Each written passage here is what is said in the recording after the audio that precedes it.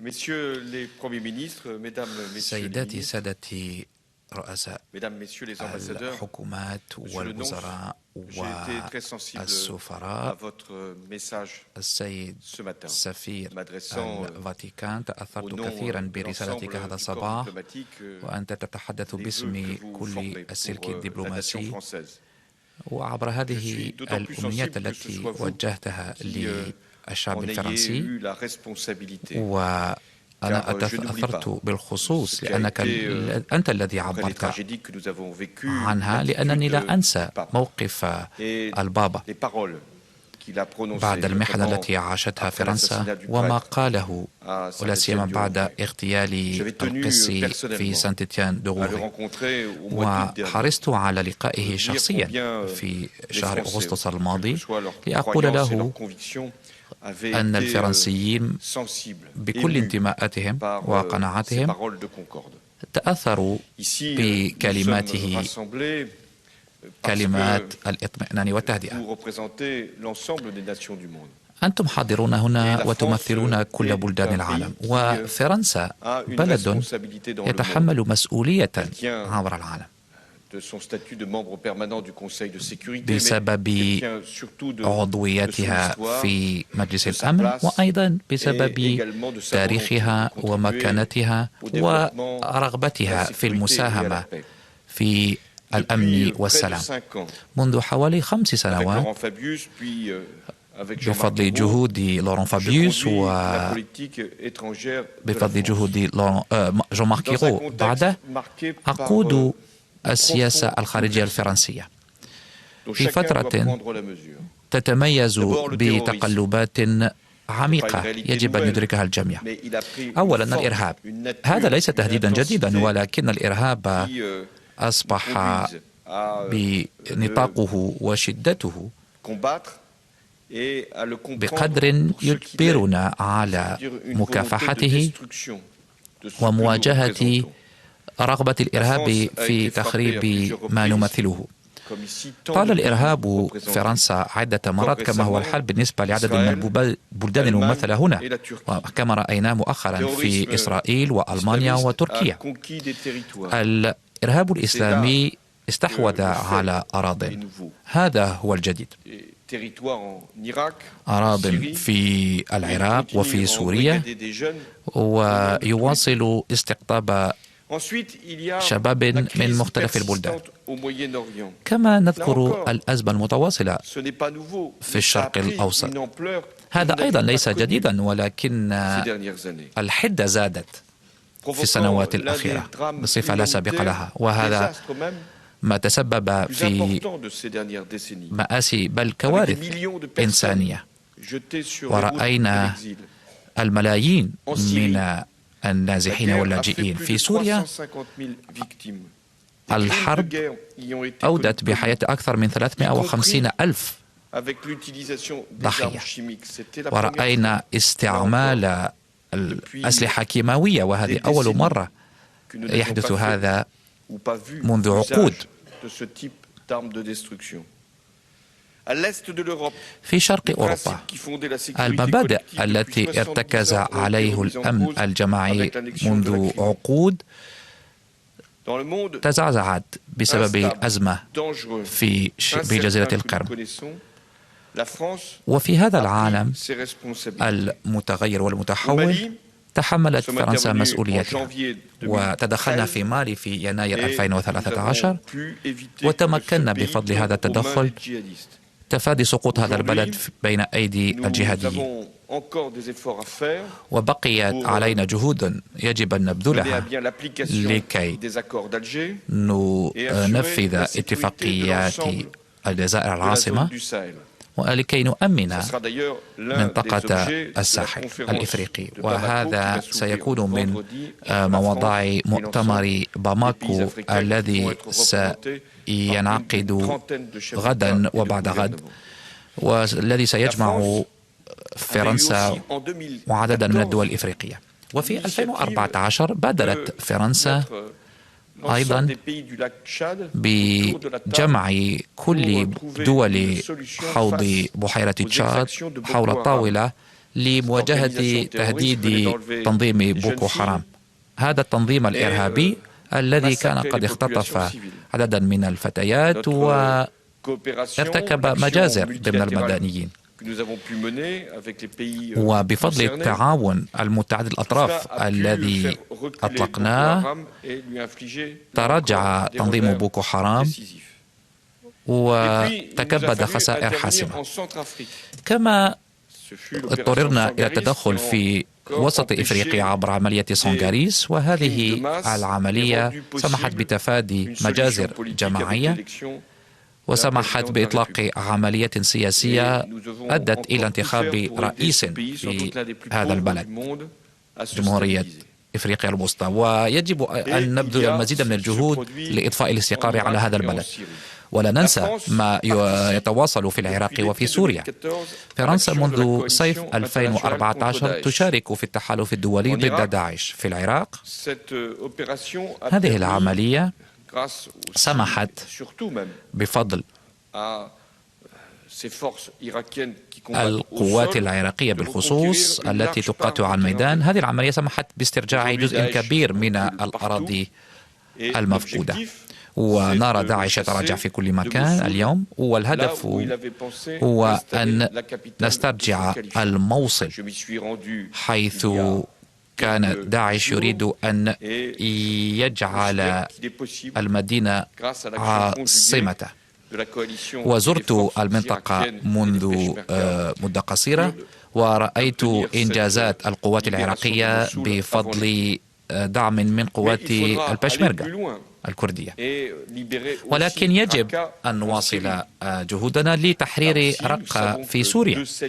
ونعرف أيضا هنا أنه من هذه المدينة وفي هذه المدينة رقة الهجمات التي نظمها الإرهابيون في بلدنا في فرنسا وفي أماكن أخرى تم التدبير لها والتحضير لها.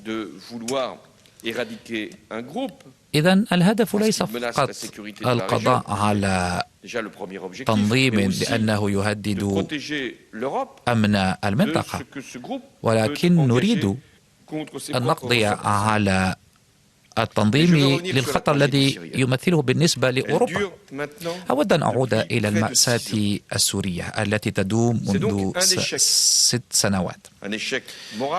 يمكن أن نعترف بإخفاق سياسي وأخلاقي بالنسبة للمجتمع الدولي، وقناعتي تبقى أنه كان من الممكن أن نضع حدا لهذه المأساة في وقت مبكر. وهناك تاريخ سيبقى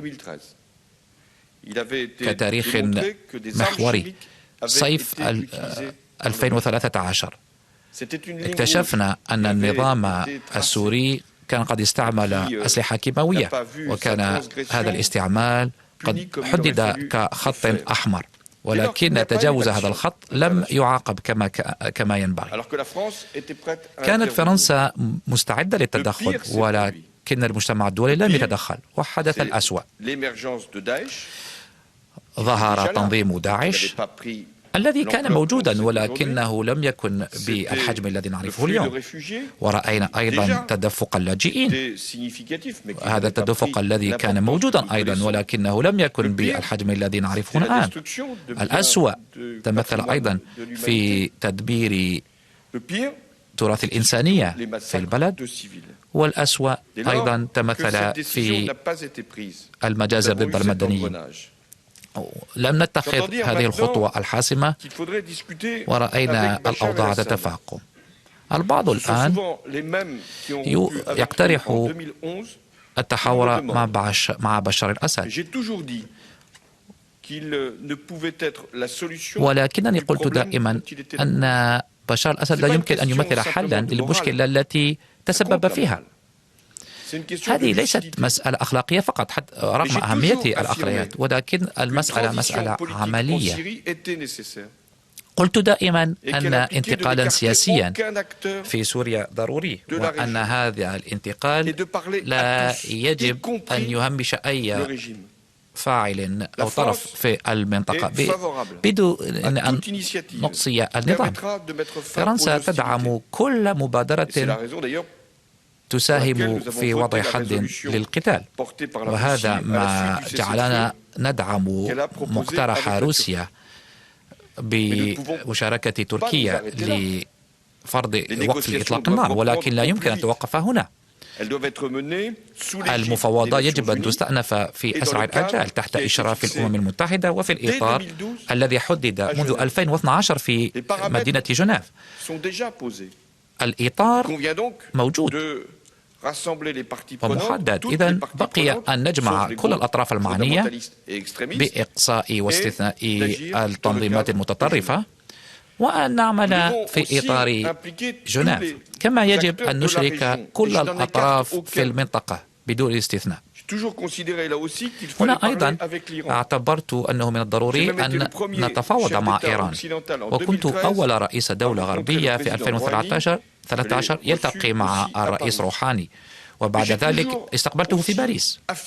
كما أكدت دائما وبكل وضوح أن فرنسا شريك لدول الخليج وتود أن تبقى كذلك. هذه الدول ودور هذه الدول أساسي لحل أزمات الشرق الأوسط وللحفاظ على توازن في المنطقة، وهذا ما قالته دول الخليج العربية عندما دعتني إلى قمة مجلس التعاون الخليجي في 2015. كما يشغلني الوضع في ليبيا. التوتر الذي رأيناه في الأيام الأخيرة ضمن المجلس الرئاسي وبين مختلف مناطق البلد تشغلنا، وهذا مقلق للليبيين أولا الذين يعيشون انعدام أمن منذ مدة، وأيضا يقلقنا بشأن الإرهابيين الذين تراجعوا في مدينة سرت، ولكن الإرهابيين كلما ضعفت السلطات يتقدمون ويستحوذون على مناطق. كما أن الأوضاع في ليبيا مقلقة بسبب الفضاء والمجال الذي تمنحه للمهربين مهربي المهاجرين غير الشرعيين، والهجرة الشرعية لم تتراجع، والمهربون لديهم نشاطات اقتصادية مربحة في هذا المجال، وهذا بدوره يمول نشاطات إرهابية. ويجب أن ندعم حكومة السيد سراج، ويجب أن نشجع الحوار بينه واللواء حفتر لكي يدمج جيشه في المؤسسات الليبية. ولكنني أود أن أشير إلى المخاطر التي تمثلها سوريا وليبيا. الانقسام أو تقسيم البلدان لا يمكن أن يمثل حلا. نحن ندعم سلامة أراضي الدول التي تعيش هذه الأزمات. من السهل أن نفصل مختلف الجماعات العرقية في كل بلد وأن نتخلص من الحدود الماضية، ولكن هذا سيمثل فرصة للإرهابيين لكي يستغلوا هذا الخلط وهذه الفوضى لمواصلة نشاطاتهم. كما لا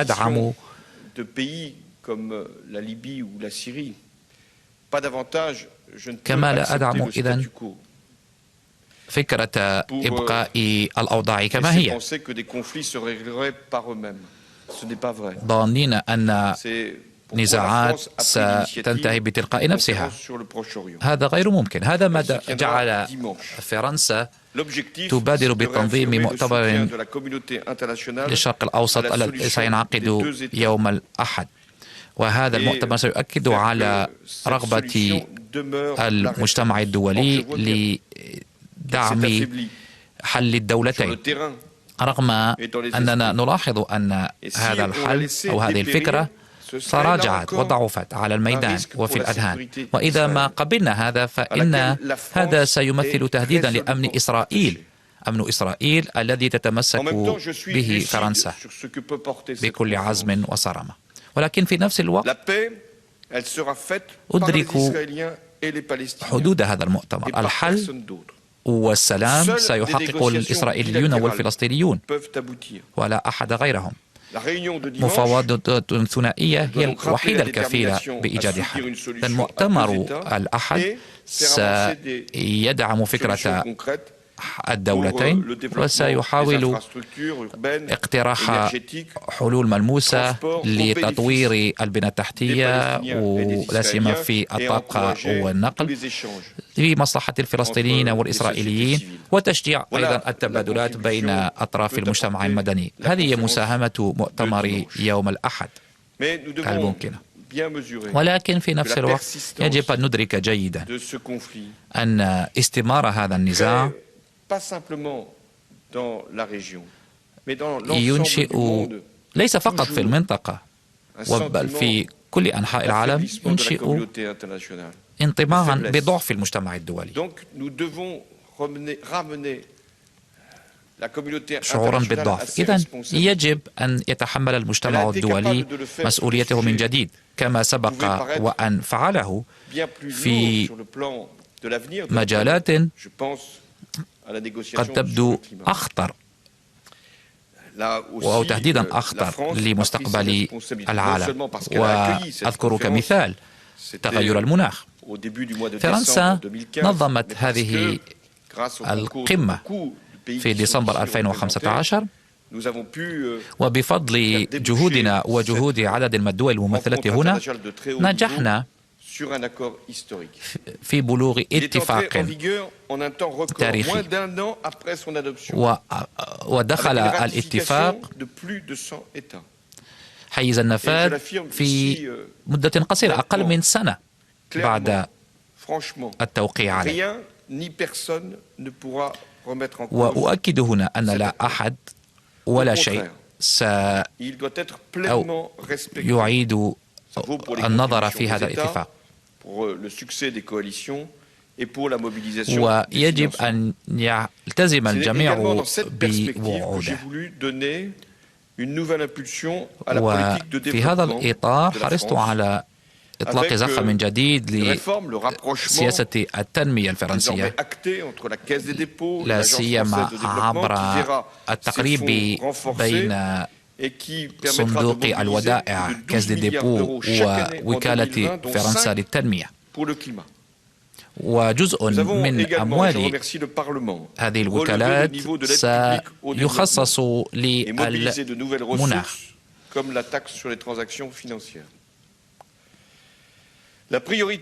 أولوية فرنسا وأولوية عدد من الدول الأوروبية تكمن في إفريقيا، لأن القارة الإفريقية قارة المستقبل وقارة جريحة، والقارة تتضمن آمال النمو، ولكن يجب أن نرافق القارة لكي تتمكن من ضمان أمنها ولكي نمكن الإفريقيين من النفاذ إلى الطاقة. وهذا ما جعلنا نزيد من استثماراتنا في تكنولوجيات الطاقة المتجددة لصالح الأفارقة. كما زدنا أيضا من استثماراتنا لإيجاد أدوية مبتكرة. الأوبئة لا تعرف الحدود وخطر الأوبئة يزداد.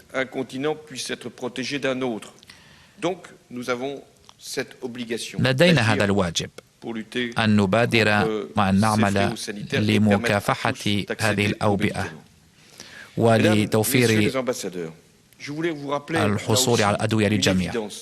سعادة السفراء، أود أن أكرر شيئا بديهيا هنا يمثل في نفس الوقت موقفا نكرره دائما.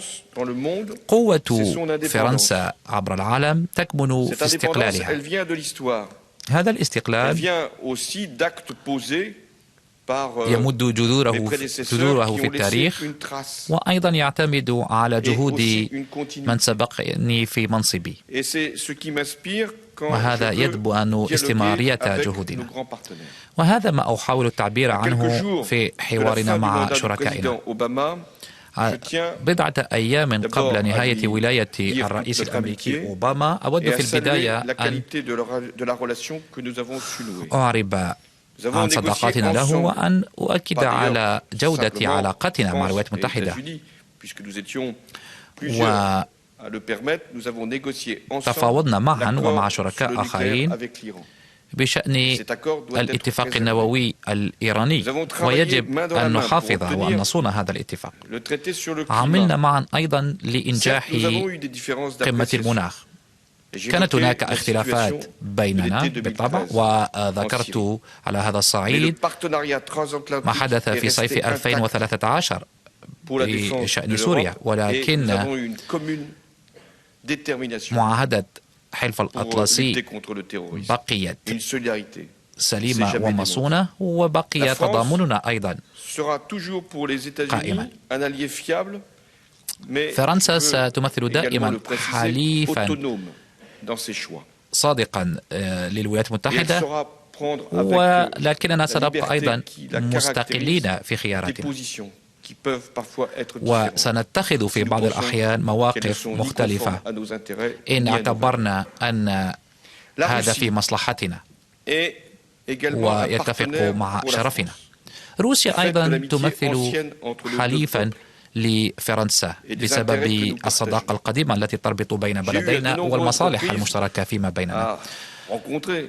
في عدة مرات التقيت مع الرئيس الروسي فلاديمير بوتين لكي نتحدث عن مختلف الأزمات. لم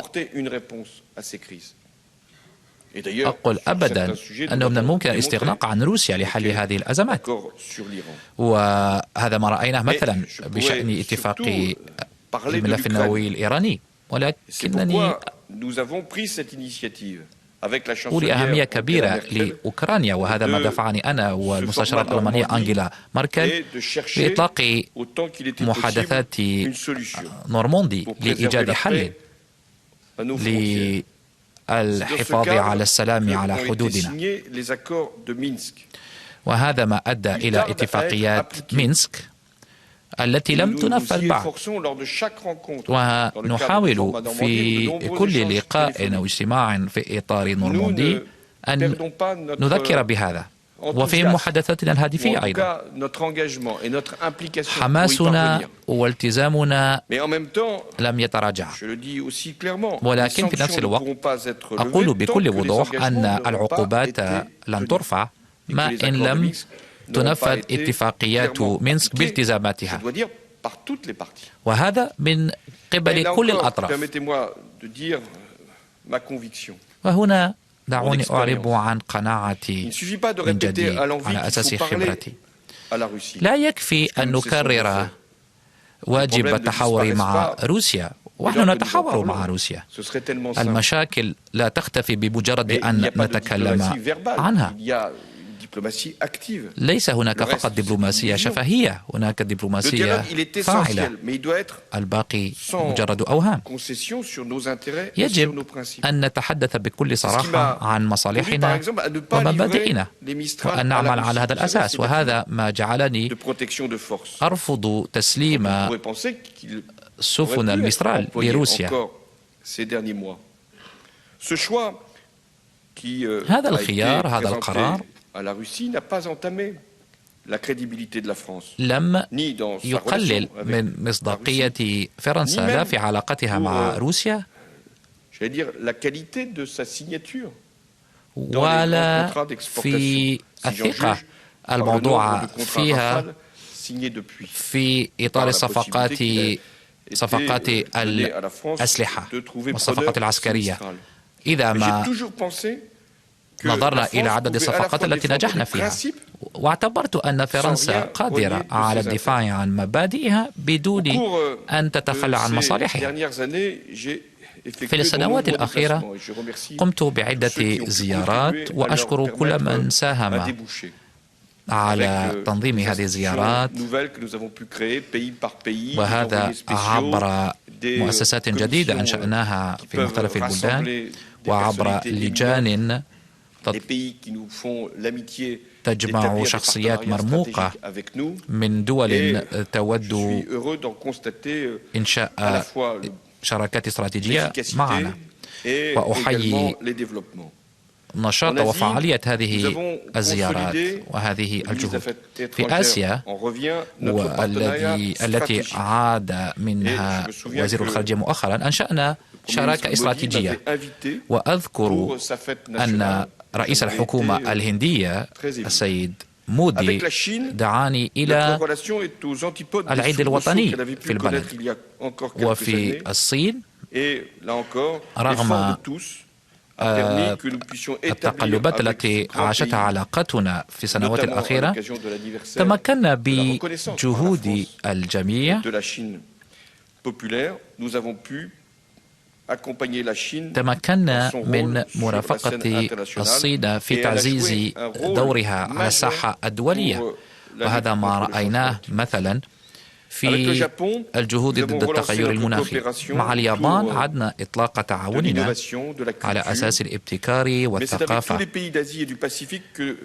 ولكننا نود أن نعزز علاقتنا مع كل دول آسيا والمحيط الهادي.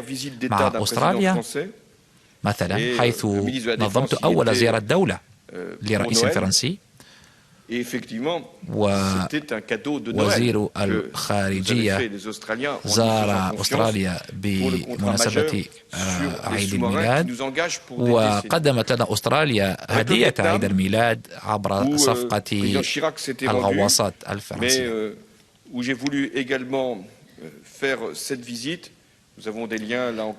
لدينا علاقات مع بلدان أخرى في المنطقة، وسأزور في مارس ماليزيا وإندونيسيا.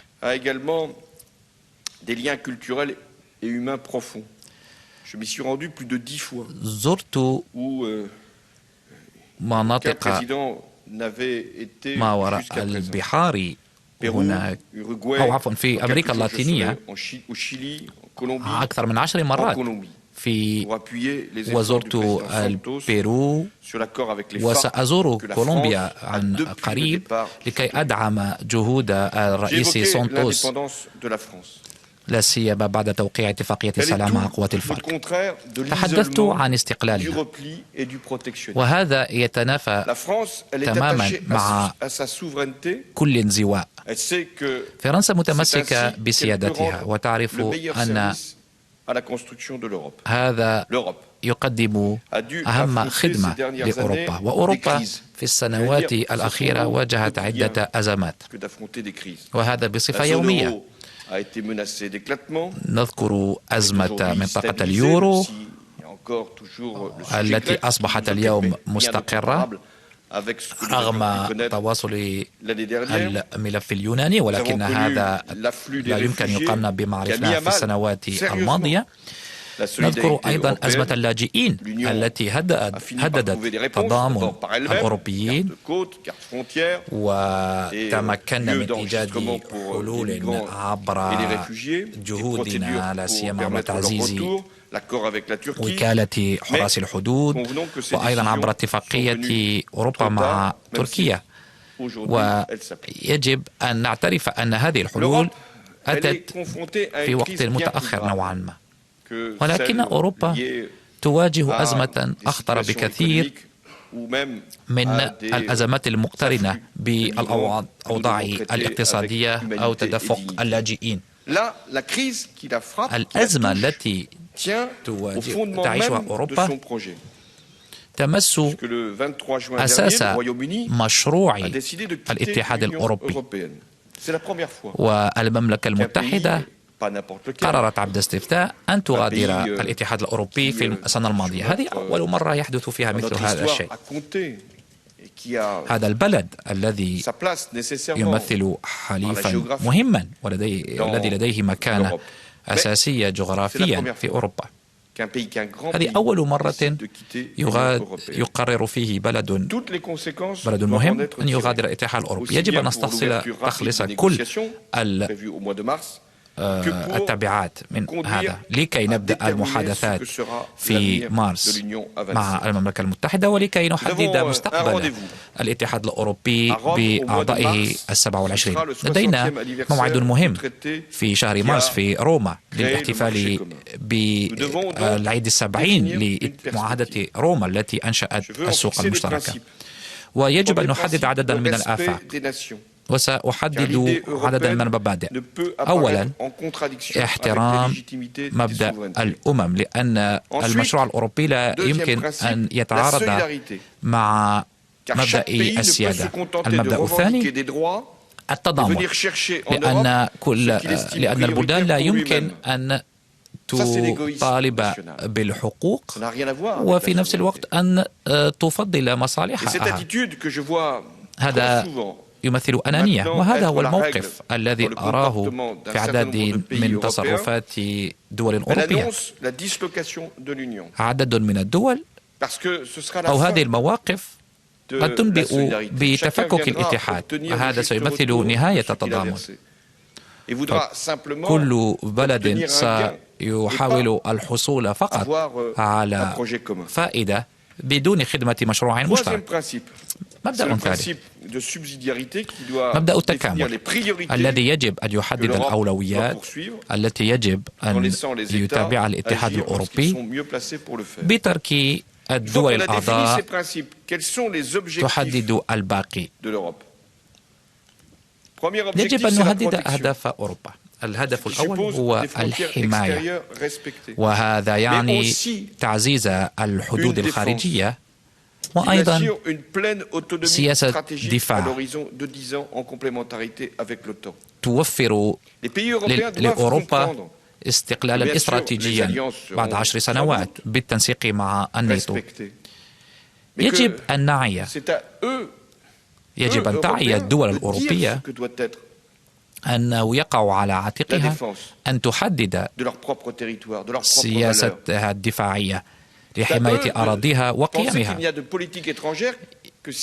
يجب أن ندرك أن سياسة خارجية لا يمكن أن تستغني عن قوة تسمح بالدفاع عن مواقفنا وأفكارنا. فرنسا في الاتحاد الأوروبي تمثل أكبر قوة عسكرية في الاتحاد. لن يمكن أن نعتبر أنه من غير الضروري أن ننشأ إطارا مشتركا، ولكن هذا حساب مغلوط. بل هذه المكانة الخاصة وعضوية فرنسا في مجلس الأمن الدائمة، كل هذا هو الذي يبرر مبادرتنا لإنشاء إطار دفاعي مشترك، وهذا ما دفعنا للتحاور مع ألمانيا مثلا حول هذه المواضيع، ولا سيما لتعزيز تعاوننا في مجال الأمن الداخلي والاستخبارات وحماية حدودنا، وأيضا لتعزيز قدراتنا للانتشار عبر العالم، لا سيما في إفريقيا. أوروبا تمثل إطار حماية على الصعيد الأمني، ويجب أيضا أن تعرب عن رغبتنا في الحفاظ على العدالة والإنصاف في التبادلات التجارية العالمية. أوروبا تمثل أول اقتصاد عالمي، ويجب أن نجهد من أجل الدفاع عن مبادئ عادلة للتبادلات التجارية، وألا تفرض علينا فقط. يجب أن نسمح لشركاتنا أن تتطور مثلا. يجب أن نوفر لها القدرة على الريادة في العالم، كما يجب أن نجبر الشركات العابرة للحدود الدولية أيضا على دفع حصتها من الضرائب، كما يجب أن تتحول أوروبا من جديد إلى فضاء نمو وإنشاء مناصب عمل. وهذا يعني أن الدول التي تستفيد من فائض في ميزانيتها يجب أن تستغل هذا الفائض لإحياء الاقتصاد. والاتحاد يجب أن يكرس قدرات مشتركة للاستثمارات العامة والخاصة للتحول البيئي والتكنولوجيات الجديدة وغيرها.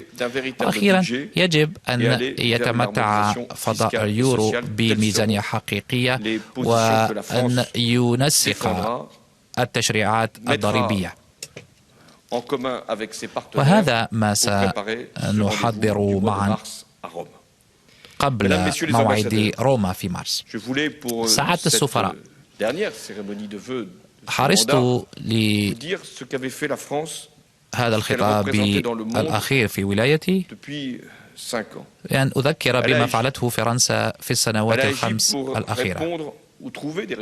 بادرنا لإيجاد حلول للأزمات العديدة، وبادرنا لصون الكوكب ولنمو أفقر البلدان.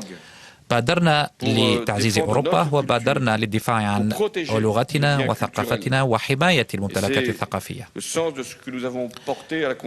وهذا ما دافعنا عنه خلال مشاركتنا في مؤتمر أبو ظبي، حيث حددنا مبادئ أساسية. سنواصل هذه الجهود. كما بادرت فرنسا الكفاح ضد الإرهاب، لا فقط لأننا وقعنا ضحية لهذا الإرهاب، بل لأن كل بلدان العالم مهددة.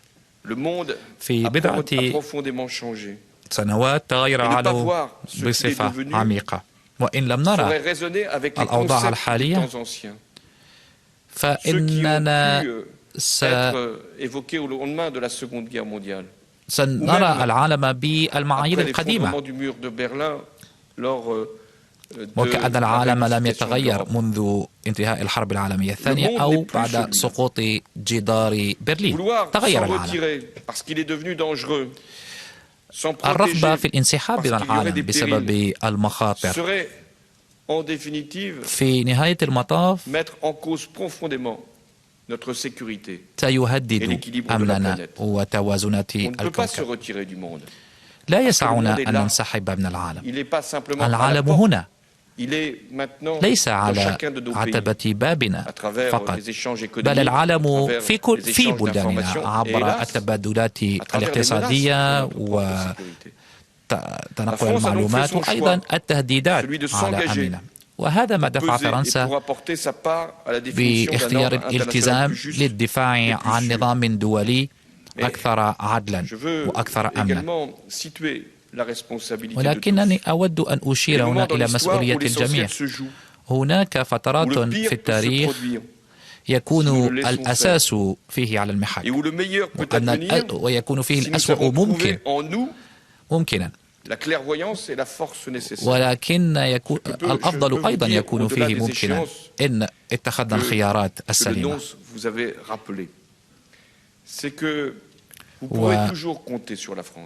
ويمكنكم دائما أن تثقوا في فرنسا. فرنسا ستكون دائما موجودة وفقا لمبادئ مصيرها، خصوصيتها في العالم، وفاؤها لتحالفاتها، وقناعتها بأن مثلها يمكن أن تفرض نفسها على المخاوف. وأيضا خصوصيتنا تكمن في استقلالنا، ونحن بلد نحمل طموحا للعالم لأن بلدنا عالمي. أتمنى لكم أفضل الأمنيات لكم وللبلدان التي تمثلونها، وفرنسا تبقى صديقة العالم. شكرا.